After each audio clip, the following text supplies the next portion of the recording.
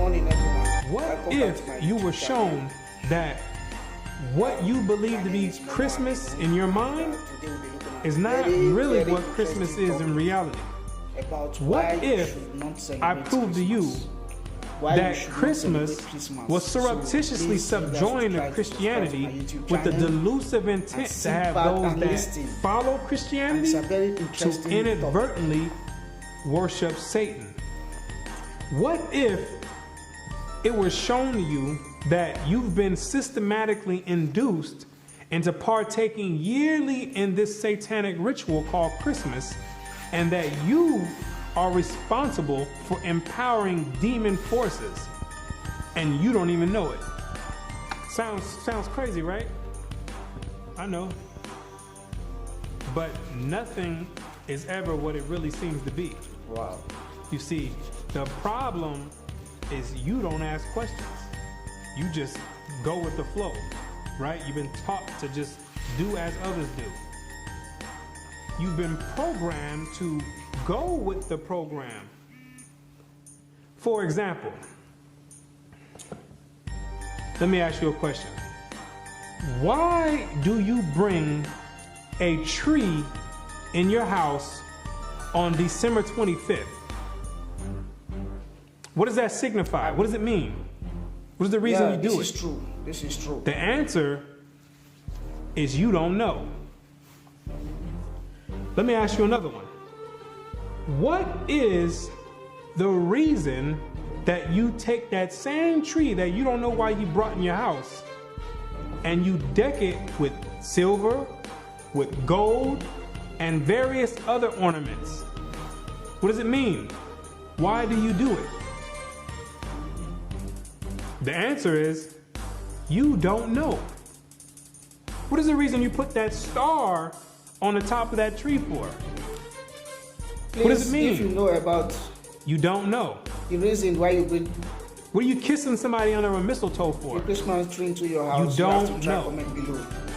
So now, with that being said, what you need to do is sit down and lend me your ear for a few minutes so you can understand why you do these things. You can get the origin of these things, and then you can consciously decide if you want to continue doing it or if you want to do away with it. Because you have been naively beguiled into worshiping Satan, and I'm going to show you exactly how Satan infiltrated Christianity with Christmas.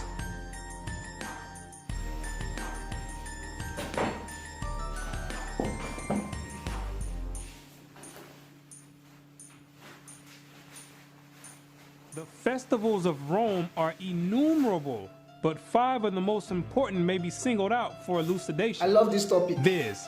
Christmas Day, Lady Day, Easter, the Nativity of St. John, and the Feast of Assumption. Each and all of these can be proved to be Babylonian. And first, as to the festival in honor of the birth of Christ, or Christmas, how comes it that the festival was connected with the 25th of December? There is not a word in the scripture about the precise day of his birth, or the time of year when he was born. What is recorded there implies that at what time soever his birth took place, it could not have been on the 25th of December. December 25th stems all the way back to the beginning of civilization in ancient Babylon. During the winter solstice, according to mythology, that's the day when the sun began to regain its dominion and begin to conquer the night. Because during the winter solstice, that's the period when the night is at its longest extent throughout the whole year, and the day shone for the shortest amount of time throughout the whole year. So in a sense, there's this type of mythological battle going on between the sun and night. So what succeeded the winter solstice was a gradual increase of the sun going from its lowest point all the way up until the summer solstice, where it goes into its highest point.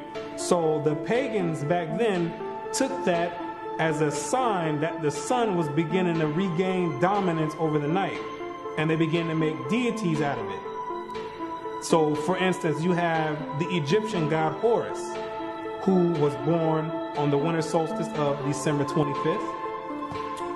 You have the Greek god Helios, who was born on the winter solstice of December 25th. You have the Greco-Roman god Apollo, who was born on December 25th. You got the Hindu god Mithra, who also was born on December 25th. And you got the demon of all demons, the deity named after Nimrod, Baal, who after Nimrod's death, he was deified by his mother Semiramis and turned and claimed that he became the sun god. He also was born on December 25th. The scholars know, and all the elite know, that December 25th has always been used as a pagan day to conjure up spirits and demons. It's always been used that way. So now what they did was take the Bible and infiltrate it and then put the name Christ over it and got the whole world conjuring up spirits and empowering demons on December 25th, when it has nothing to do with the birth of Christ at all. At the time that the angel announced his birth to the shepherds of Bethlehem, they were feeding their flocks by night in the open fields.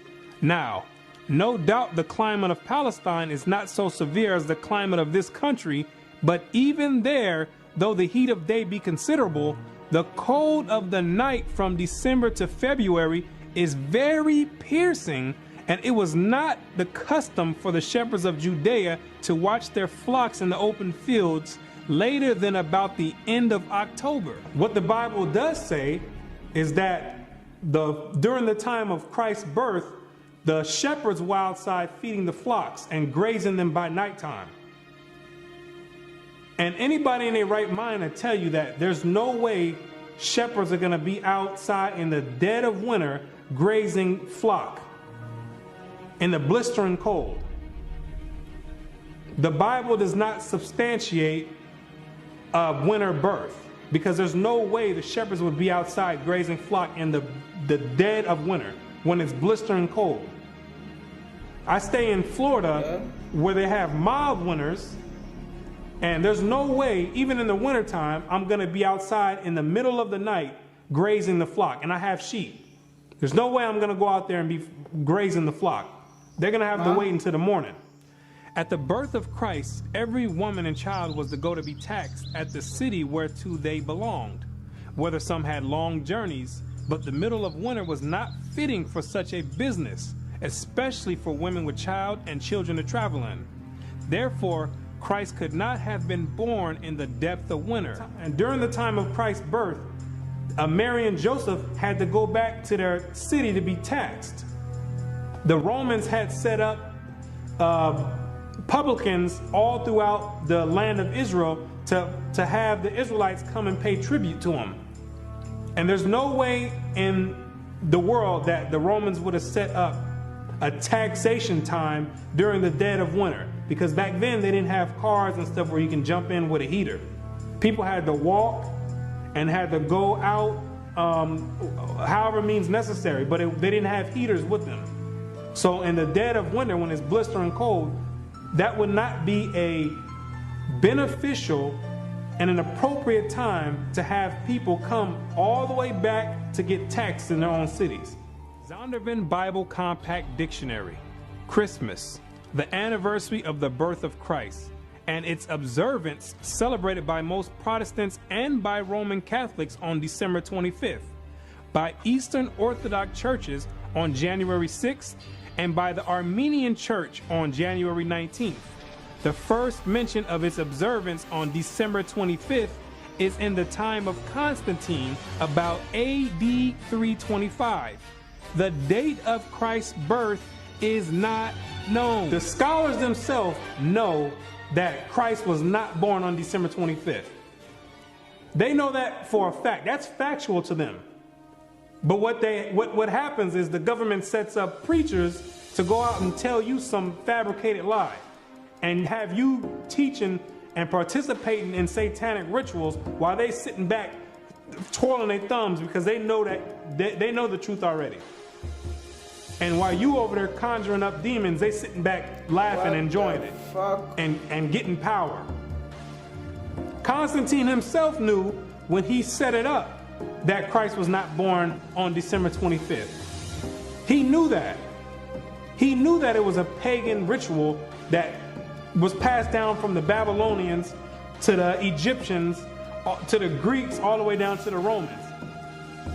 And that all he was going to do was compile it together and have all the Christians thinking that they worshiping Christ, when he knew good and well that it had nothing to do with the birth of Christ. The governmental system today knows that it has nothing to do with Christ, but they're not going to say anything. They write it in the books, but they're not going to say anything because you are conjuring up spirits and giving power to the demonic forces that rule the earth. How then did the Roman Church fix on December the 25th as Christmas Day? Why thus, long before the 4th century and long before the Christian era itself, a festival was celebrated among the heathen at that precise time of the year, in honor of the birth of the son of the Babylonian Queen of Heaven. During the time of the Romans, they had a celebration during the same time of the year in December called the Saturnalia, where they would walk around and give each other gifts, sing songs, and have a bunch of orgies, a freak fest. It started out with 2 days, from December 17th to December 19th. Then it was extended to a week. So the Romans of antiquity were already celebrating Christmas before they knew anything about a Christ. The difference is they were celebrating and worshiping the Babylonian god Nimrod, reincarnated as Tammuz. They changed the name to Saturn. It's the same god, deified as the sun god. And they was paying homage and worshiping him at that time, before they had heard anything about a Christ. And if you know anything about history, Rome is the one who branched off and gave everyone their religion. Rome, that's where your Christian church comes from. That's where your Catholicism comes from. The Protestants, the Baptists, all those stem from pagan Rome.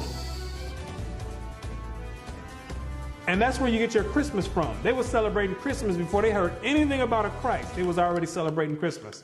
And it may fairly be presumed that in order to conciliate the heathen and to swell the number of the nominal adherents of Christianity, the same festival was adopted by the Roman Church, giving it only the name of Christ. This tendency on the part of Christians to meet paganism halfway was very early developed. During the time of the Roman Emperor Constantine, Christianity had already been hijacked already. So Constantine had a diabolic plan to gain converts and to have all people come together under Christianity. But a lot of the pagans of Rome didn't want to come under the guidelines of Christianity at that time. So Constantine devised a plan and said, you know what? Don't worry about it. You like that Saturnalia? You don't have to give that up. We're going to incorporate that together with Christianity, and we're going to call it Christmas. So therefore, we can have the best of both worlds. We can have you still worshiping the god of Saturn, but all we'll do is we're going to put the face of Christ over it. And when the pagans heard that, they're like, well, we're on board then. If we can still continue to do Saturnalia, then we have no problem joining forces with the Christians. Because Saturnalia was the way that Christmas is celebrated today. That's how large of a scale Saturnalia was. It was the most prominent festival of the Romans back then. And we find Tertullian, even in his day, about the year 230, bitterly lamenting the inconsistency of the disciples of Christ in this respect, and contrasting it with the strict fidelity of the pagans to their own superstitions. By us, says he, who are strangers to the Sabbaths and new moons and festivals once acceptable to God, the Saturnalia, the Feast of January, the Brumalia, and matronalia are now frequented. Gifts are carried to and fro. New Year's Day presents are made with din, and sports and banquets are celebrated with uproar. Oh, how much more faithful are the heathen to their religion, who take special care to adopt no solemnity from the Christians. Upright men strive to stem the tide, but in spite of all their efforts, the apostasies went on till the church, with the exception of a small remnant, was submerged under pagan superstition. Christianity had already been infiltrated heavily by Satan. They already started changing the day of worship. They switched it from the Sabbath day, which is Friday sundown to Saturday sundown, and they changed it to Sunday. The Romans did, another pagan day. The Most High commanded to worship on the Sabbath day, and that's what they did, the Israelites did during the time of Christ, pre-Constantine. And they end up changing it and adding pagan days to it, which is Sunday, the worship of the sun. They had already started switching up the doctrines, and there was a few good men that were actually left that upheld the actual true doctrine of Christ in its true essence. And after a while, so much paganistic rituals and customs flooded in Christianity that the men who actually upheld the original doctrine, they ended up getting flooded out. Day holy. Because the pagans already overflowed the Christian church. That Christmas was originally a pagan festival is beyond all doubt. The time of year and the ceremonies with which it is still celebrated prove its origin. In Egypt, the son of Isis, the Egyptian title for the Queen of Heaven, was born at this very same time, about the time of the winter solstice. The very name by which Christmas is popularly known among ourselves, Yule Day, proves at once its pagan and Babylonian origin. Yule is the Chaldee name for an infant or little child, and its 25th of December was called by our pagan Anglo-Saxon ancestors Yule Day, or the Child's Day, and the night that preceded it, Mother Night, long before they came in contact with Christianity. That sufficiently proves its real character.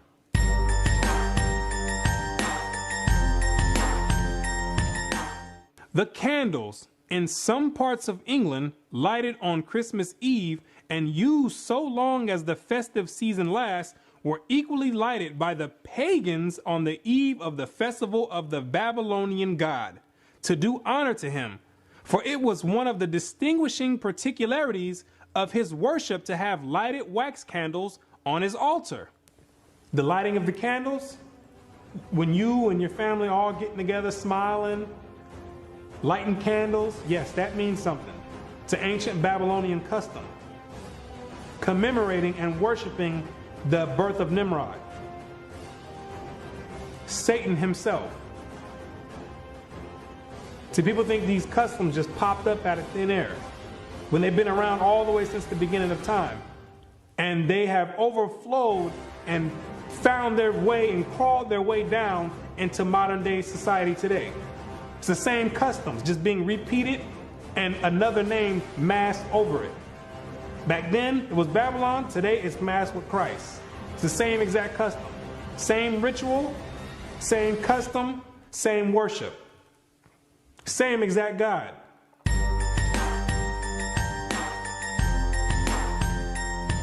The Christmas tree. Another paganistic custom and ritual that stems all the way back to ancient Babylon.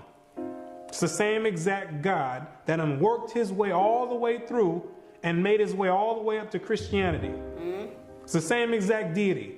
Most Christians don't even know that the Christmas tree is in the Bible. God condemns dealing with the Christmas tree. It's an abomination. He tells you not to deal with it. Any Christian that has read the Bible, the reason you don't know it's in the Bible because you've never read the Bible. Most Christians never read the Bible. Because if they did, they would know they're not supposed to be dealing with a Christmas tree or any other type of tree, putting ornaments and putting presents underneath it. You would know that it was an ancient custom and a heathenistic custom and a paganistic custom and a satanic worship and Luciferian doctrine. Jeremiah 10 and verse 1. Hear ye the word which the Lord Yeah. speaketh unto you, It's true. O house of Israel. Thus saith the Lord, learn not the way of the heathen, and be not dismayed at the signs of heaven, for the heathen are dismayed at them. For the customs of the people are vain. For one cutteth a tree out of the forest, the work of the hands of the workmen with the axe. They deck it with silver and with gold. They fasten it with nails and with hammers, that it move not. The Christmas tree, now so common among us, was equally common in pagan Rome and pagan Egypt. In Egypt, that tree was the palm tree. In Rome, it was the fir. The palm tree denoting the pagan Messiah as Baal Tamar, the fir referring to him as Baal Berith. The mother of Adonis, the sun god and great mediatorial divinity, was mystically said to have been changed into a tree.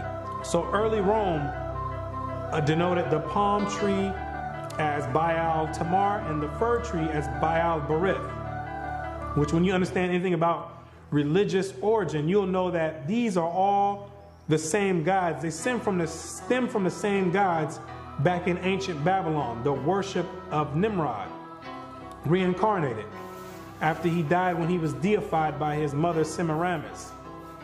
He became known as Baal, and then became known as Baal Zebub or Beelzebub. And when you read the Bible, that's the highest ranking demon in the demonic forces.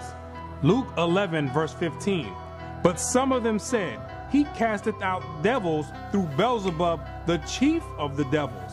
He's the head chief demon of all the legions underneath him. So when you have this tree in your house, the Christmas tree, you dealing on a high level of satanic worship, whether you know it or not. You dealing directly with Satan himself by participating in that satanic ritual that you do yearly. You conjuring up spirits right there. You conjuring direct. That tree is the direct porthole to Satan himself, the Beelzebub. The Christmas tree, as has been stated, was generally at Rome a different tree, even the fir. But the very same idea as was implied in the palm tree was implied in the Christmas fir. For that covertly symbolized the newborn God as Baal Berith, Lord of the covenant, and thus shadowed forth the perpetuity and everlasting nature of his power. Not that after having fallen before his enemies, he had risen triumphant over them all. Therefore, the 25th of December, the day that was observed at Rome as the day when the victorious God reappeared on earth and held at the Natalis Invictus Solis, the birthday of the unconquered sun.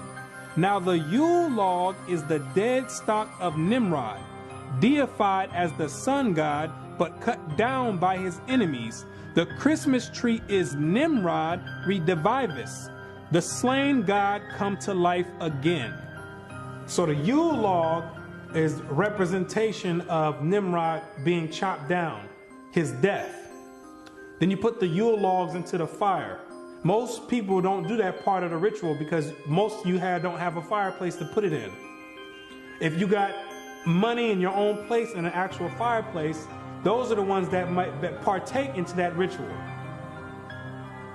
Then after that Yule log gets burnt, then on Christmas Day represents the reincarnation of Nimrod, which is the tree, the Christmas tree with the presents underneath it, because the legend has it that after Nimrod was reincarnated, he'd come in the nighttime and leave presents underneath the tree.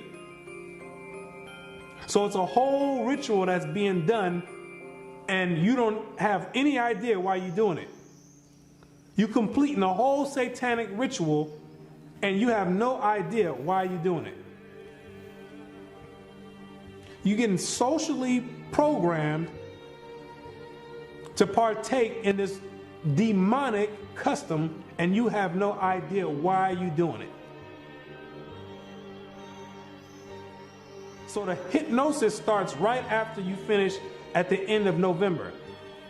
And you get bombarded with all type of Christmas carols, If you know and any Christmas idea why you're doing movies this, and lights, please, different colors. you have to let me know. And it's very obvious that Christmas has nothing to do with the birth of Christ. Because every store you go to Walmart, Walgreens, so interesting. all you're going to hear is topic. Rudolph the Red-Nosed Reindeer. What does that have to do with the birth of Christ? You're going to hear Santa Claus is coming to town. What does that have to do with the birth of Christ? And then on top of that, they mix in a small portion of religious belief just to mask it over and to cause confusion and make some people believe like, okay, you know what? Maybe it does have something to do with Christ. When at all that is a delusion and a disguise to what they have you doing already. They building you up to finish, to complete this ritual at the end of the month. So they start all the way from November with the hypnosis, and you like a walking zombie. They implant it in your mind and working on and sending vibrations and signals into your brain waves, and getting you prepared to participate in this ritual. And everybody gets all hyped up and ramped up to do it, when you don't have any idea you're about to participate in a satanic ritual on a very high level.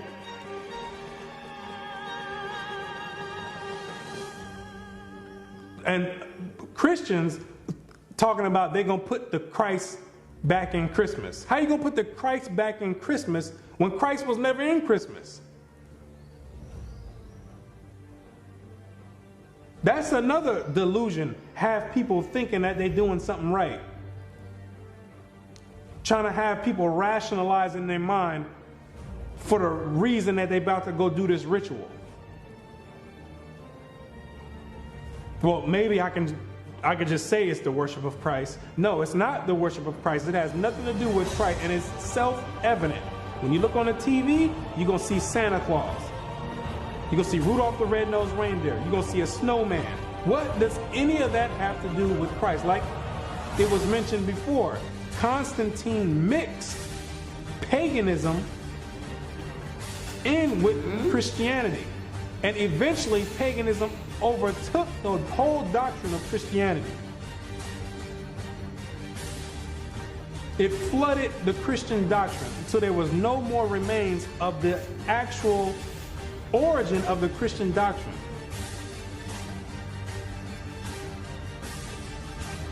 That's essentially what happened. And now you left doing satanic worship. That's how clever Satan is. He done slithered his way all the way into Christianity, and nobody would ever take the time to look and say, you know what, let me find you. Everybody looking for Satan somewhere else. Maybe Satan over here. When Satan got his home base and headquarters right in Christianity. He got everybody deceived. Revelations 12 verse 9. And the great dragon was cast out, that old serpent called the devil and Satan, which deceiveth the whole world. When he operating right there in Christianity, no holds barred. He got you celebrating. He got you celebrating Christmas, Thanksgiving, Easter, Valentine's Day, all Babylonian customs, satanic worship, rituals on a high demonic level. Now, and with that said, most people are still going to go and participate in that ritual. With everything being said, and they're going to try to rationalize it in their mind and make an excuse and try to say, oh, well, I'm doing it because of the family. No, you're not doing it. You're doing it is because they've been tampering with the brain waves, and they make it to where you think that you have to do this ceremony, or people going to look at you crazy. They start softening you up with Christmas carols. Everybody start acting funny around the Christmas time. All of a sudden, everybody's in this giving mood. and nice and want to give hugs and kisses. Why? Because they socially and they're psychologically programming you to act that way. And to give. They preparing you slowly to get ready to partake in this ritual that you will do at the end of the month. December 25th, faithfully, you're going to go, you're going to sit down with your whole family and open up presents, and you're going to be doing it in the name of Satan, disguised as Christmas or the worship and the birth of Christ, when it has nothing to do with that at all. Everybody getting all nice and friendly for the holiday season. What about the rest of the months? Why nobody's friendly then? Because Christmas is on a high demonic level. And the elite know that, and they got you partaking. Like I said, most people are still gonna go do it, and that's fine. If you want to go and celebrate Christmas and worship Satan directly on a high level, I have no problem with that. That's your prerogative. I don't have a problem with it. But the Most High God, He has a problem with it. Because you can live it up all you want, have as much fun, crack open as many gifts as you want, decorate as many trees, put as many stars on the top of the trees, kiss as many people under the mistletoe all you want. You can do that for your whole life. That don't got nothing to do with me. But once you enter into the grave and your spirit goes back to the Most High, you got to stand and face Him yourself. And I can tell you right now, you don't want to face Him and you've been celebrating and worshiping Satan. Hebrews 10 verse 31. It is a fearful thing to fall into the hands of the living God, because you're going to have to answer for it. You're going to have to sit there and answer for it. Every action and every deed that you've done, you're going to have to answer for it. I'm not going to have to answer for it. I got to answer for myself. 2 Corinthians 5 verse 10. For we must all appear before the judgment seat of Christ, that everyone may receive the things done in his body according that he have done, whether it be good or bad. So with that being said, if you're going to continue worshiping and celebrating Christmas, so be it. But to those that have an ear, let them hear. And you'll come out of that. And you won't be a partaker of the loophole in the system. And you'll come out of the matrix. So, with that being said, now you know exactly what the origin of Christmas is and these rituals that you're participating in. And you know exactly how Satan